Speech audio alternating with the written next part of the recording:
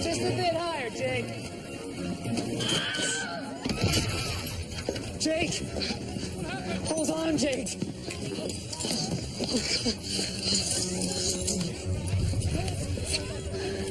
Oh, boy. Come on, Jake. Hey, careful. It's all right. I know what I'm doing. Are you some kind of nurse? A doctor in training. How deep is it?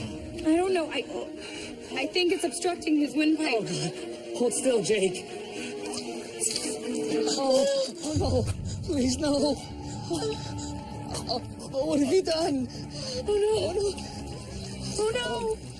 Give me something to staunch the blood. Oh, sure. Come on. Hold on. Come on.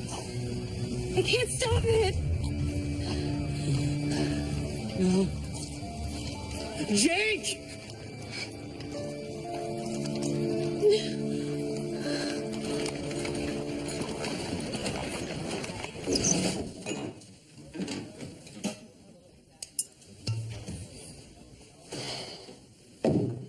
Handcuffs are hardly necessary. I am not a common criminal. You can't do this. You've got no right. What's going on, Crabtree? Sir, We received a call from a woman who says she found her silver tea set in Mr. Crawford's pawn shop. Her stolen tea set, sir. Of course, it was stolen, Higgins. We don't arrest people for selling a tea set. What have you got to say for yourself, Eddie? my shop's in Station 5's jurisdiction, Tom. It's Inspector Brackenreed to you. Oh, and by the way, any Toronto constable can arrest any thieving bugger anywhere in the city of Toronto. Well, I'm not paying twice is all I can say. Paying twice? Paying who for what? Nothing. Never mind. Higgins, find Murdoch. Crabtree, take him to the interview room. Sir. Oh.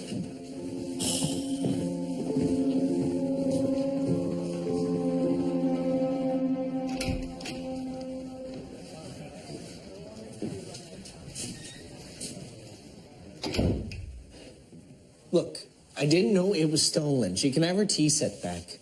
Of course she can have it back. I'm not interested in bloody tea sets. I want to know what you meant. About what? About paying twice. It was just a slip of the tongue, Tom. Who are you paying? Someone from Station House 5? You're in possession of stolen merchandise, correct? As I said before, I didn't know it was stolen. Right, Murdoch. I think it's time we made a complete inventory of Mr. Crawford's pawn shop. Right. Okay, look. I shouldn't be telling you this. I mean, it could get me into a lot of trouble. You were making payments to Station House number 5. To whom? I don't know. Don't play silly buggers, Eddie. I don't. I put the money in a hollow brick at the back of my store, and some constable from Station 5 takes it. We need a name. The only name I know for sure is of the fellow who started collecting back in June '89. Who was it? Jeffrey Davis. Chief Constable Davis? He was a constable back then.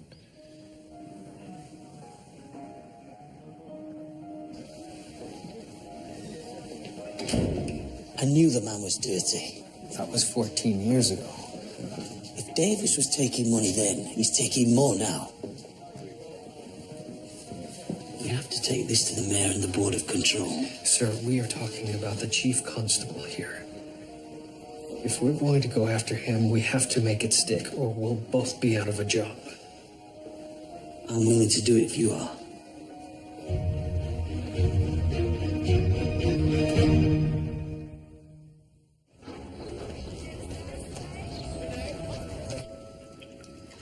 The glass shard must have pierced the aorta. Was the blood under pressure? It was just relentless. It's possible it may have punctured the vena cava. I mean, if I hadn't removed the shard, he could have lived.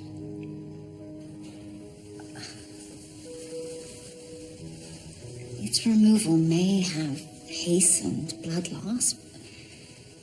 It probably wouldn't have prevented it. You made a judgment call, as all doctors do. You mustn't blame yourself.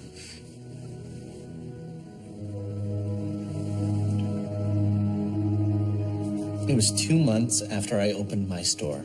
Davis claimed I was fencing stolen goods. Were you? Do you want my help or not? So you made a deal.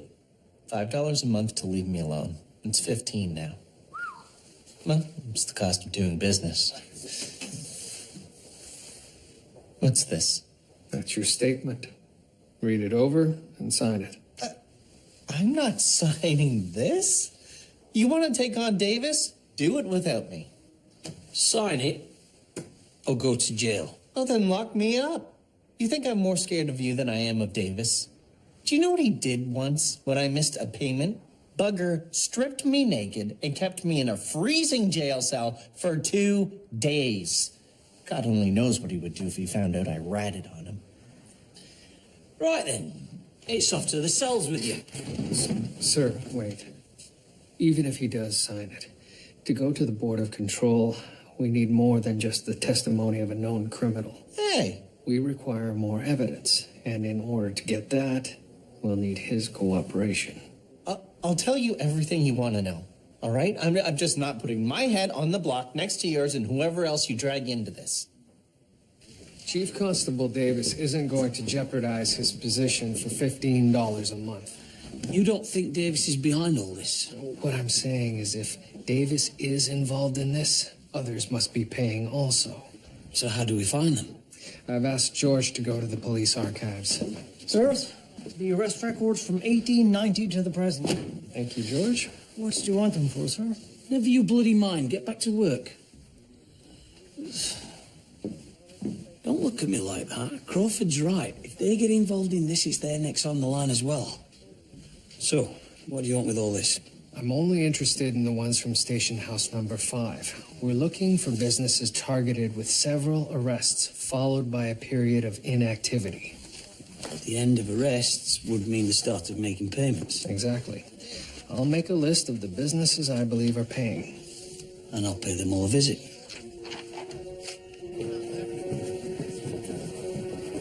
Murdoch.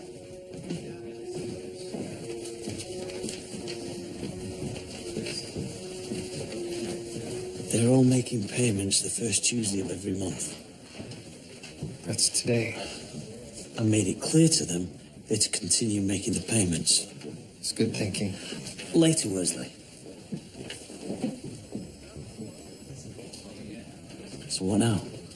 We wait for the constable from Station House number 5 to collect, and we follow wherever he leads. How do we prove where the money came from?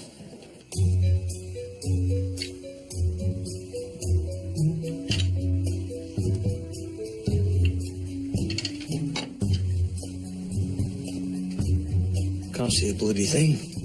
Exactly. But under the ultraviolet light,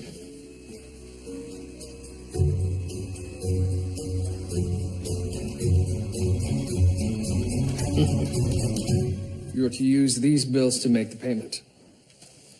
Why these bills? Just do it. You're making my payment for me? Don't get excited, Eddie. We're not making a habit of this.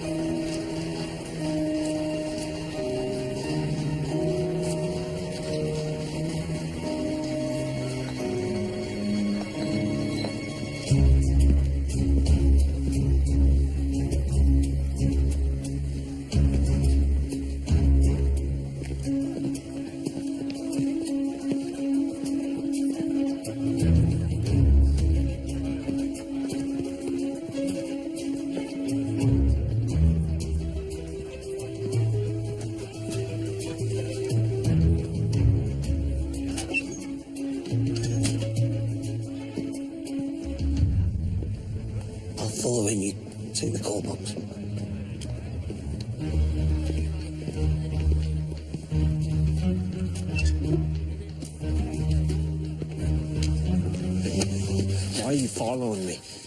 Inspector. I saw you making your pickups. I saw you drop the money in the call box. I want to know who it's for.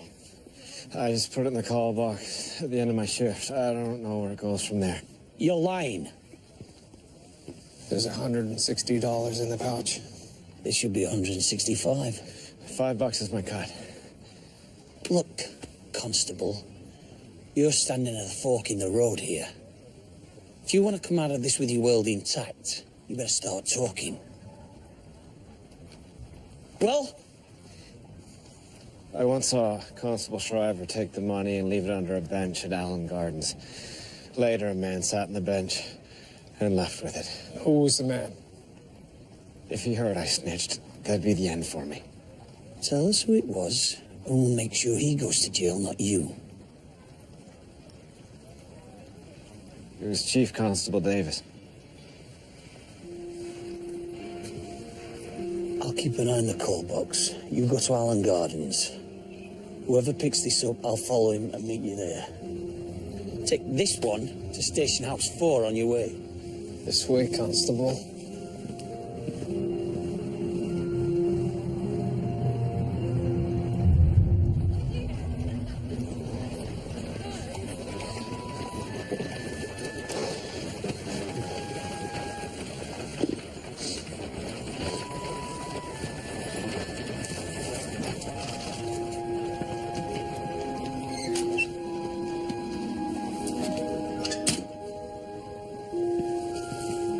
You're going the wrong way.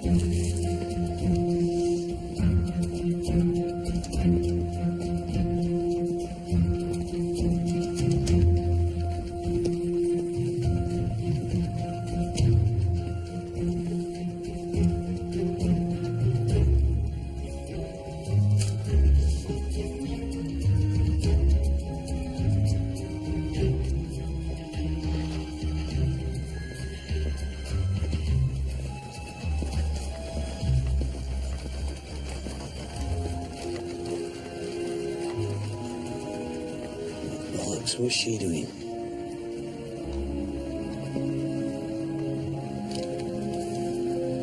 Just put it back. Put it back. Bloody hell. Oi! You in the mink! Drop it!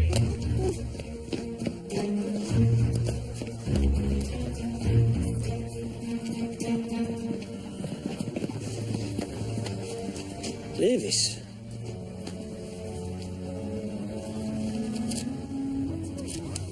Inspector Brackenreed, you are under arrest for the possession of the proceeds of racketeering.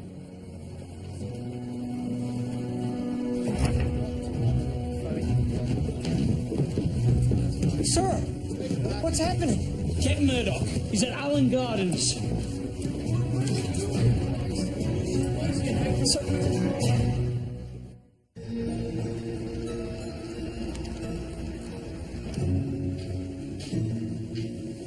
Rebecca? You feeling any better? I've been doing some thinking, and They brought him in last night. After you left. I think you should conduct a post-mortem. no. No, I can't. I'm responsible for his death. If you are, you need to find out how. And learn from your mistakes so as not to repeat them. I don't think I have it in me to be a doctor. Nothing I've seen in you leads me to believe that. But if you're uncertain, this is how you find out.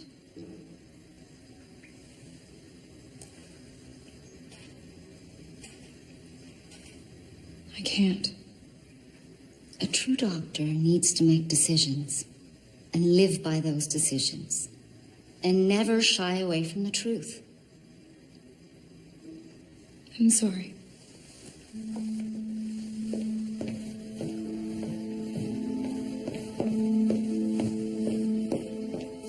Did you really feel it necessary to parade me in handcuffs in front of my own men? In my own station house? I don't see this as being your station house for very much longer, Inspector. Chief Crown Attorney Gordon. I got your message. Says we feared. Inspector Brackenreed picked up the money. Do you have anything to say for yourself? I'd rather hear what you two have to say. Very well. As you know, 2 weeks ago, we uncovered a racketeering ring run by Constable Peaks.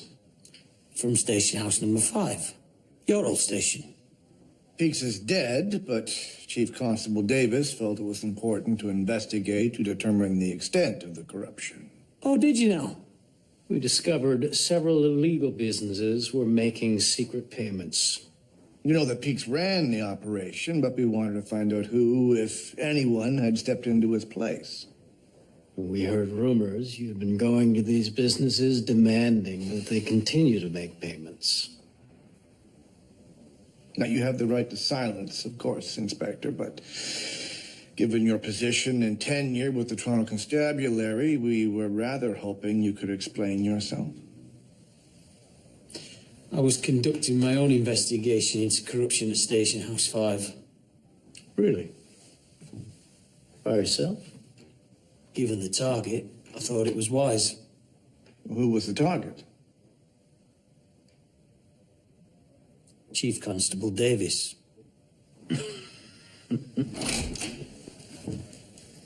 Sir? What's going on here? Inspector Brackenreed has been found in possession of the proceeds of corruption. He claims in his defense that he was investigating me. Can you vouch for this, Murdoch? Yes, we both were. Of course he would say that. Inspector Brackenreed is his close friend. He may even be in on the scheme. I doubt very much if Murdoch is on the take. His wife has more money than he'll ever earn. All the more reason. Can you supply corroborating evidence of anyone else other than your colleague? Eddie Crawford. The pawnbroker. Crawford's payments were marked with an ink that's visible only under ultraviolet light. Why would we do that unless it was our intention to prove where that money came from? You make a good point. If the money is marked, I'll accept your story.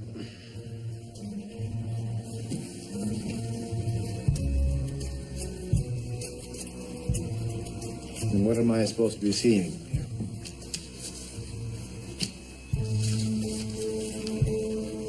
Don't understand. I do. Eddie switched the bills. It was a setup from the word go. Have you any other evidence to support your claim? Constable Jensen was responsible for the pickups. He's in our cells.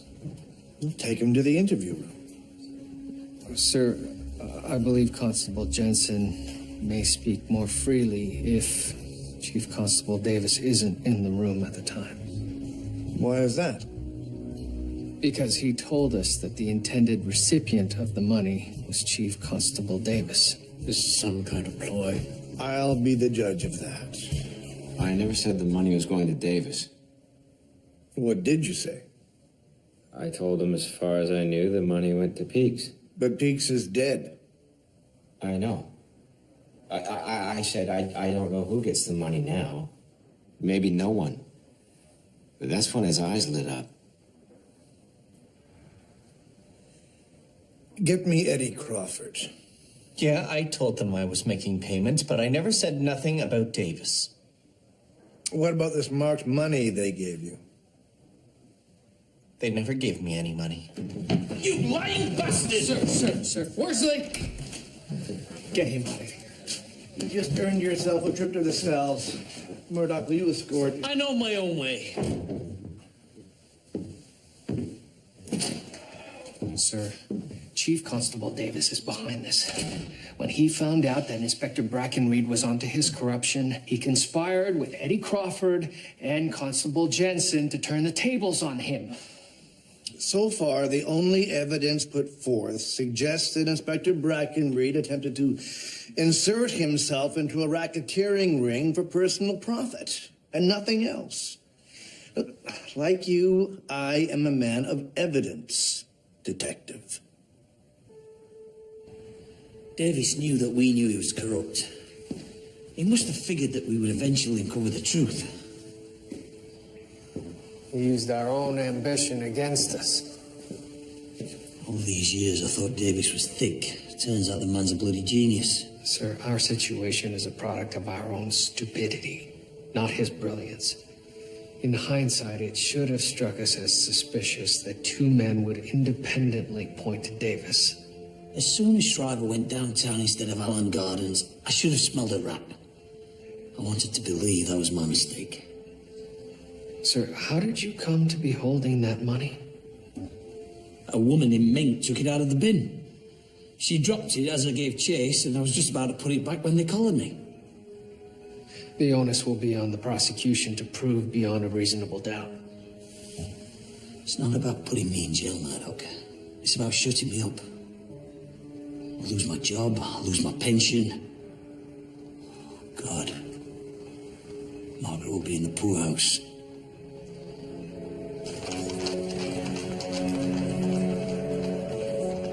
Surely there's a chink in this elaborate scheme. It's not that elaborate, Julia. It simply requires the testimony of two men who are sticking to a lie. What about the woman? If she hadn't have taken the money out of the trash, the inspector would never have put his hands on it. She must be part of the plot. Even if I were able to locate her, Julia, I fear that she would simply fold her story in with the others. I don't know. The constable and the pawnbroker were both part of Davis's scheme. The mystery woman, she just ran off into the night. Davis may not have intended for her to be found.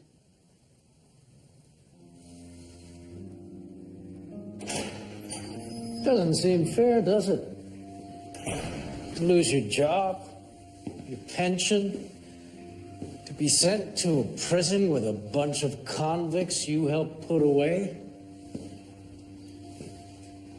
I hear they don't take kindly to that. Come here to rub it in, have you? I'm not here to gloat, Tom. I don't want to see you destroyed over a momentary lapse of judgment. My only lapse of judgment was underestimating you. Yes. But you did. And here we are. Me standing here and you sitting there. What is it you want, Davis? I've come with an offer. An offer?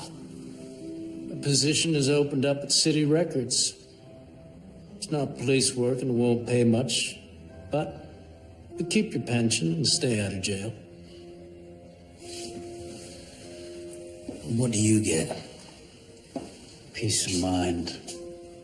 Knowing that the constables at Station 5 won't be harassed, that police manpower won't be wasted in fruitless investigations. You want me to call off Murdoch? I want you to understand that this salvation I've arranged for you is contingent.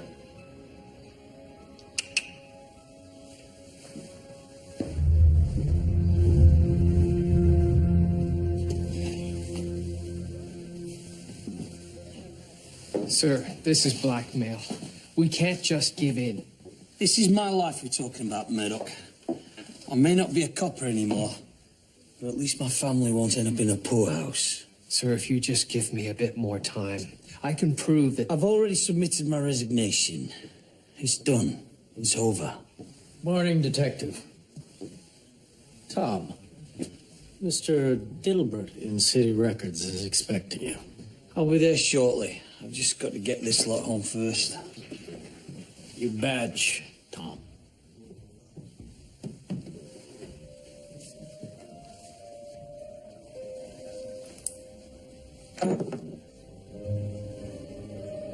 Good luck. Sir, I still think... Stand down, Murdoch. That's an order. My final order.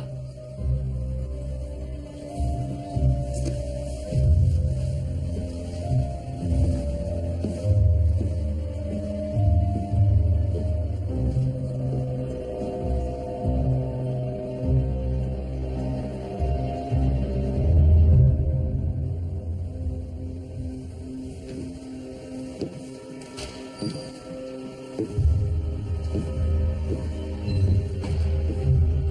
back to work.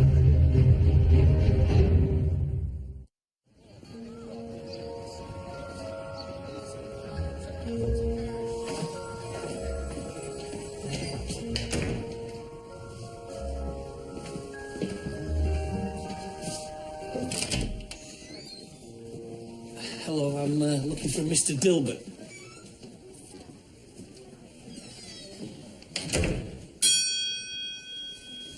I am Dilton Dilbert. Can I help you? I'm Thomas Brackenreed. You're late. I came as soon as I was able. I am not interested in what you're able to do. I care only what you do. This is your key. Don't lose it. We open our doors at 8:30 sharp. We'll be here 5 minutes prior. Lunch is at 12. We close for an hour, be back here 5 minutes prior. We adhere strictly to the standards of civic comportment. In dealing with the public, your tone of voice will at all times be even and articulated. Cuss words of any sort will be subject to an immediate fine of 5 cents. 5 cents? Per expletive. A string of colorful invective will prove quite costly, I assure you. So what do I do?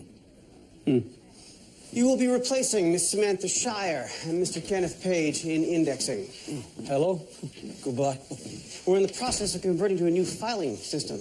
Essentially, we're combining the accessibility of a bound volume with the mutability of an open file system. Every piece of paper in every file folder is to be punched and placed in a 2-hole binder in concordance with the index. How many file folders are there? Well, see for yourself.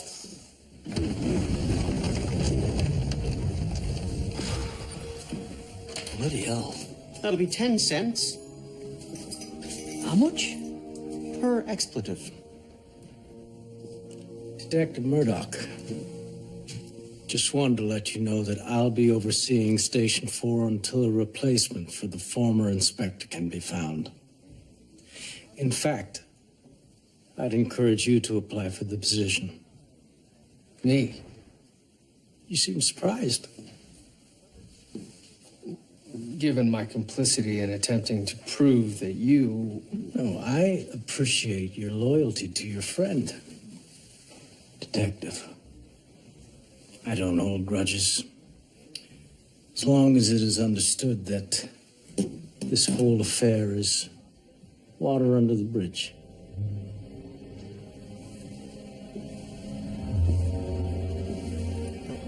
It is understood.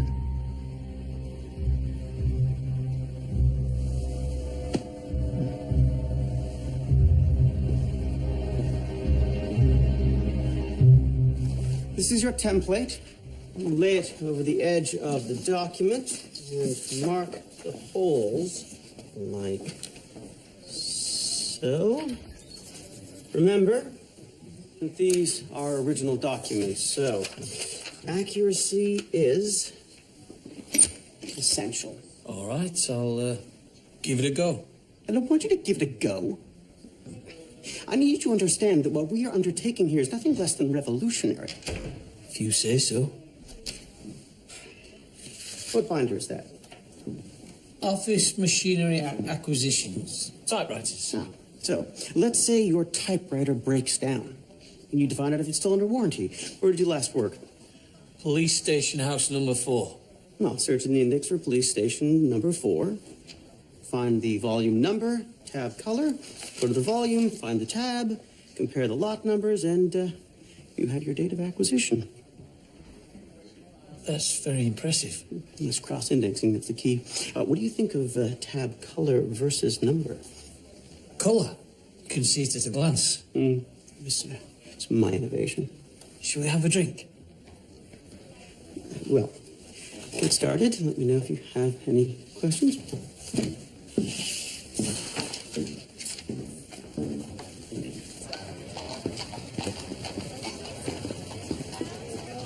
Miss James,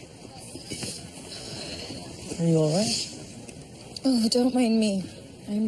I've had an upset is all. Well, if misery loves company, you have plenty of it right now.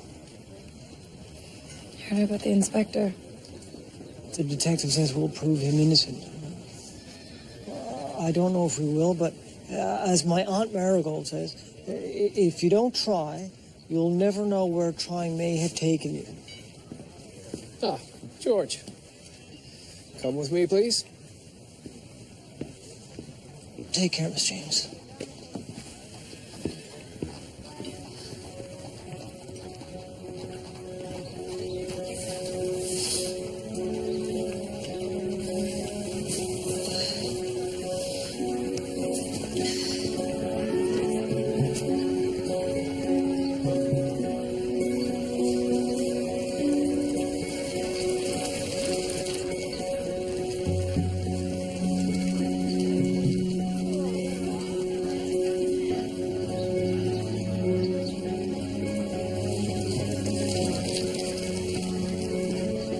Sir, what exactly are we looking for?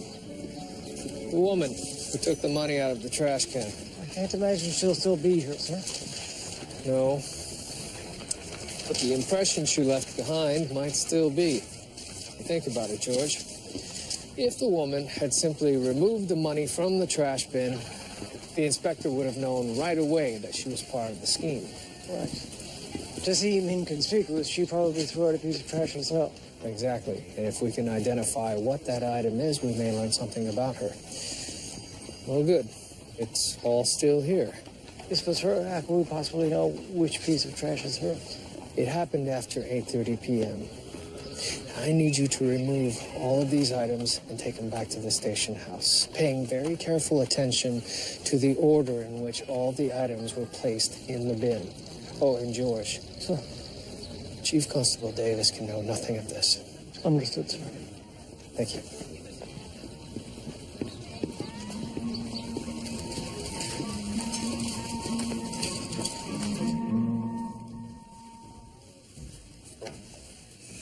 This is pointless. Henry, this might be the only way to exonerate the inspector.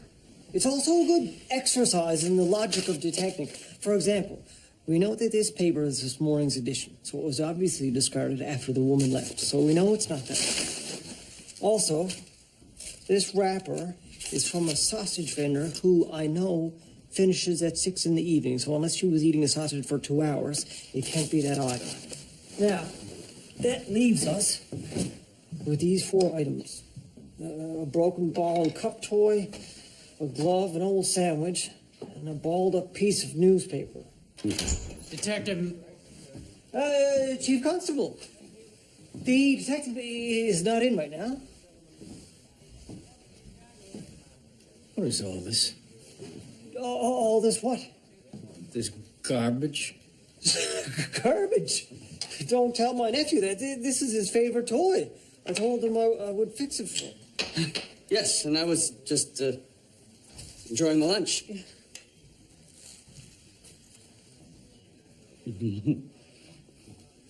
Fix your toys on your own time. Yes, sir, of course.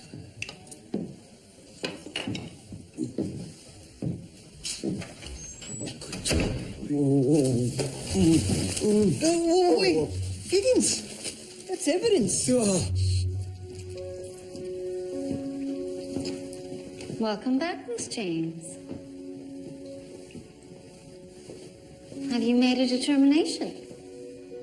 Nothing definitive, but the shard of glass completely missed the vena cava. What about the aorta? Not even close. Then what caused the hemorrhage? I don't know yet. I'm still looking. Take as much time as you need.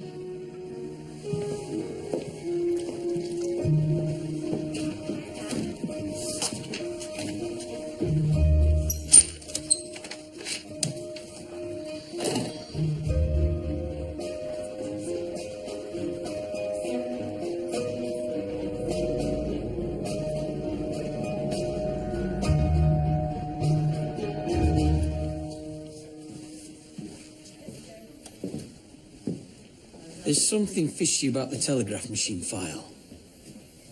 Fishy? Not quite right. There's a purchase order for a telegraph machine purchased for police station house number 4 last August. So? We never received a new telegraph machine. Well, that is a content issue. If there is a discrepancy, then that is the purview of accounting. We're not here to read the files, we're here to file the files.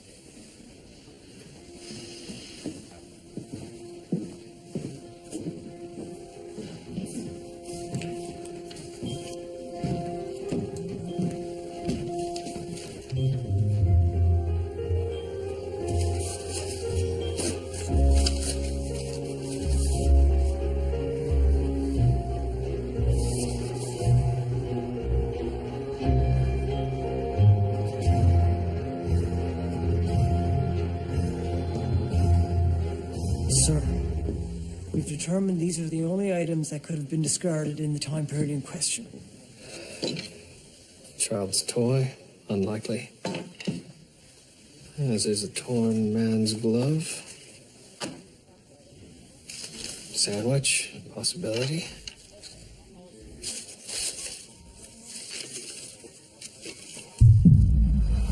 Can't imagine she'll still be here, sir. No. But the impression she left behind might still be. She was reading the newspaper while she was waiting. It's the evening edition. Hot off the presses at 8 o'clock, sir. She likely bought it from the newsboy at the corner. Well done. Yeah, I remember a woman who wore something like that.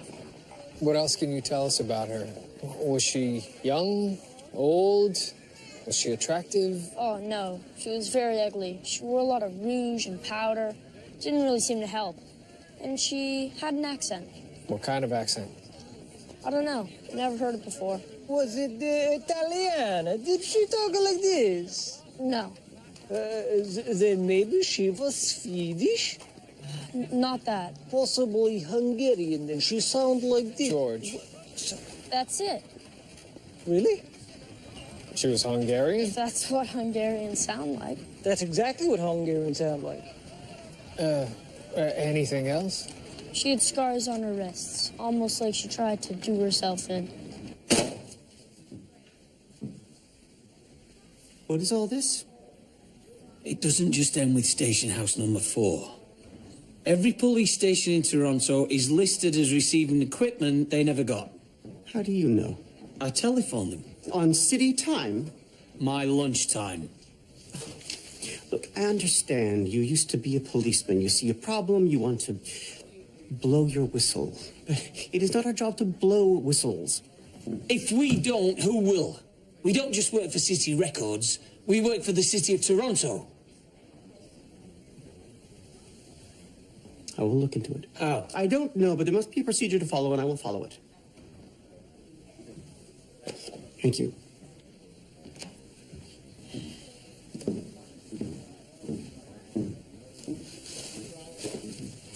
A Hungarian woman? Yes, she may have attempted suicide. The newsboy saw scars on her wrists.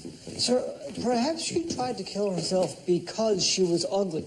I mean, she tried wearing powders and rouge to cover up, but it didn't work. Hey, George. It was just a theory, sir, but consistent with facts as reported. I thought that maybe if she had attempted suicide, she may have been committed to the asylum for a period. And the fact that she's Hungarian narrows the search considerably. I'll look into it. Inspector. I was told I might find you here. What is it? I think I've found a way to nail Davis. The fraudulent acquisitions were all made after October of last year. When Inspector Davis became chief constable. That can't be a coincidence.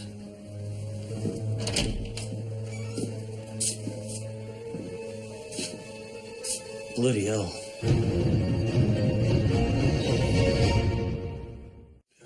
Mr. Dilbert, are you all right? Who are you? I'm Detective Murdoch of Station House number 4. I work with the inspector. Huh. I don't know what happened. I was compiling the evidence from city acquisitions, and I heard a noise from behind me. That's all I remember. Evidence? Yes, I'd reported the fraud to the Board of Controls. They said to compile any evidence I could find, so I did. It's gone. Someone's taken it. All of it. Mr. Dilbert, did you tell anyone else about this evidence? Of course not. I adhered strictly to procedure. It must be the Board of Control that's behind this. Or elements thereof. This is a lot bigger than Davis. Mr. Dilbert, would you be willing to help us bring down the people who did this to you? Damn right. Swear, Joe. So, Alderman Hubbard, what do you make of all this? I'm not surprised. I used to be on the Board of Control. There are 2 men on the board I've long suspected of graft, but their support runs deep into City Council. Do you think the mayor could be involved? No, almost certainly not. But I can't go to the mayor with only suspicions. Well, how is this for evidence? Insufficient given the magnitude of the accusation. What about Chief Constable Davis? Oh, he's involved in this, all right. But until we can prove there is a this, we're still no further ahead. Unless... What about the woman he hired to set me up? Right. Julia, did you find out anything? Yes, there was a Hungarian admitted to the asylum after a suicide attempt 2 years ago. Did she cut her wrists? No, he cut his wrists. He? No. Oh, but the newsboy did say that she was rather unattractive. If we could get this person to cooperate, perhaps we could strike some kind of deal with Davis in exchange for testimony. A bloody deal? No chance. Bollocks to that. After what he's bloody done, he's going straight to bloody jail. And no, you're not getting another sodding nickel. Sir, there's a lot more at stake here than just Chief Constable Davis. What's the patient's name? Vidor Sabo. Do you have an address? I do.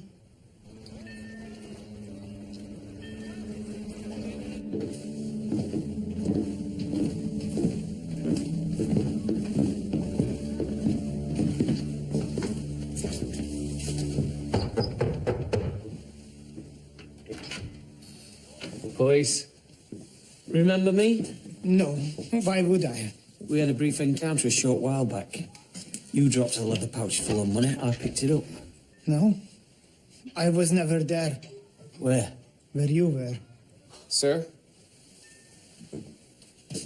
Is this the mink stole she was wearing? Yeah, that's it. Odd. A woman's mink stole in the room of a bachelor. I dress up occasionally at certain events that cater like-minded sorts. Then a couple of weeks back, we were raided by the Constablieri. I thought my life was over. Instead, I got a visit. From Chief Constable Davis. All charges were dropped in exchange for a favor.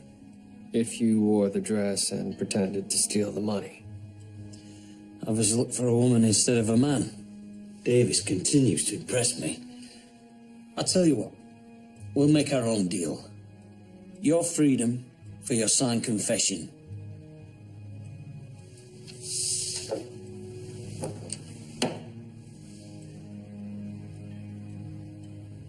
No.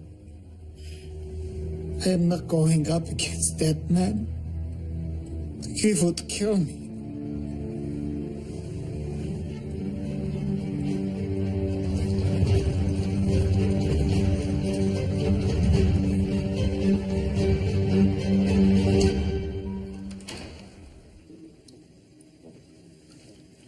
Good Lord, Rebecca. When did you get in? I haven't left. You've been here all night. I had to know. I wouldn't have slept otherwise. And have you an answer? I have. The deceased had an aortic aneurysm causing a massive hemorrhage. That's why he fell from the ladder. When I turned him over, his lungs collapsed, and then the blood that had pooled in his abdomen entered his chest cavity. Then you removed the shard, allowing the blood to flow out of his body. It neither hastened nor retarded his death. You're absolved? Yes. You know, you didn't need absolution. Yes, but it feels good to know I have it all the same.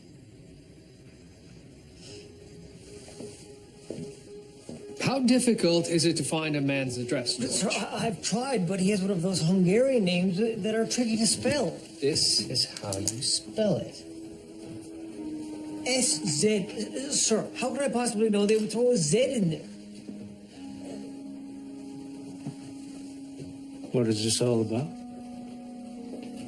Sir, we're trying to locate a suspect involved in a robbery on Albert Street. Which we should be getting back to. Yes. So...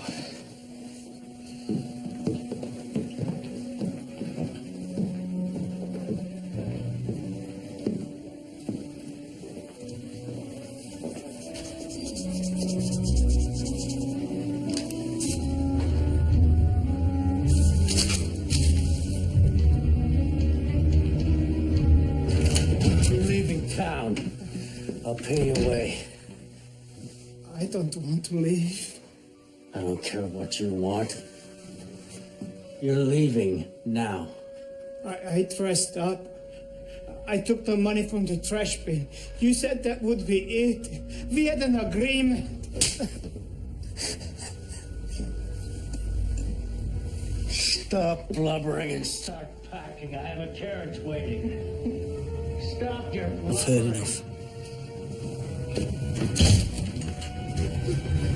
Chief Constable Davis, you're under arrest. We heard everything. Really? I didn't say anything. Did you say anything? No. I'm afraid it's your word against ours. And our deal is off. Looks like you'll be going to jail after all. You've forgotten who I work with. I dressed up. I took the money from the trash bin. You said that would be it. We had an agreement.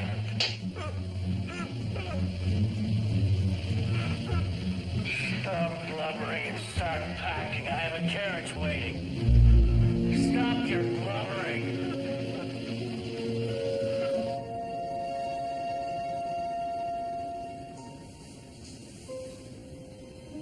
Well played, Tom. It's Inspector to you. They've rescinded my resignation. Congratulations. Of course, it's not looking so good for you. Fraud, racketeering, assault. What do you want? Full confession, including your assault on Mr. Dilbert and your collusion with the Board of Control. I can't give you the board. Your choice. You can have a job and keep your pension, or you can do 5 to 10 in the company of men you sent to prison. They don't take kindly to that, I hear. What's the job? It just so happens there's an opening in City Records.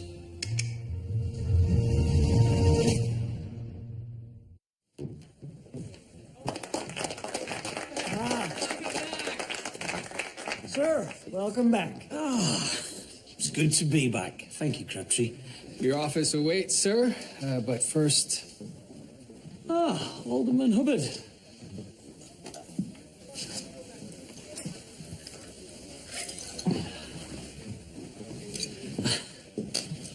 I apologize for intruding on your homecoming.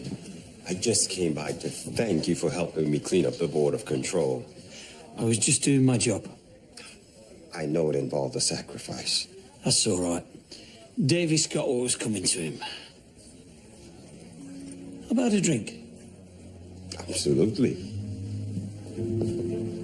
Every piece of paper in every file folder is to be punched and placed in a 2-hole binder in concordance with the index. And how many file folders are there?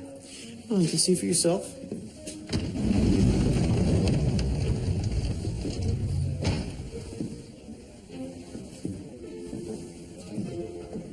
Bloody hell. That'll be 10 cents. How much? Per expletive?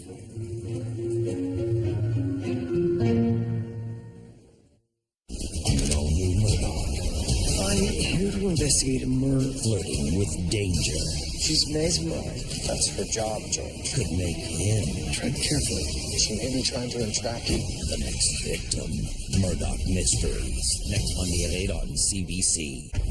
Coming up, Dr. Jekyll meets Miss Hyde and comes face to face with a vampire. Stop with that cooler. A family secret revealed. I don't have a sister. I beg to differ. Jekyll and Hyde. Next on CBC. We need all hands on deck.